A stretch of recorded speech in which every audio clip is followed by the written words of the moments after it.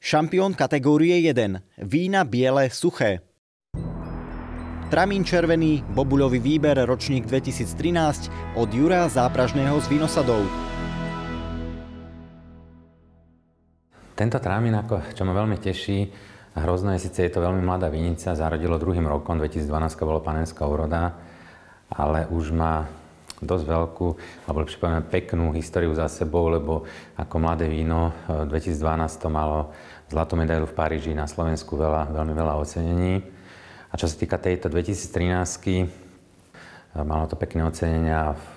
Veľmi ma teší teda, že to na také prestížnej výstave, ako je Vino Tyrnavia je, tak získalo šampióna. Takže som veľmi šťastný a ešte plus aj je to moja taká srdcová odroda, tramín červený, čo sa týka bielých vín, lebo je to ťažko aj vo vinohrade, aj v pivnici, takže vinár mu musí venovať veľmi veľa času, aby sa z toho dalo spraviť nejaké veľmi pekné, veľké víno.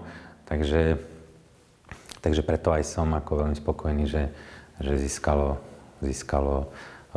to veľmi veľa ocenení plus tento šampión na Vino Tyrnavia.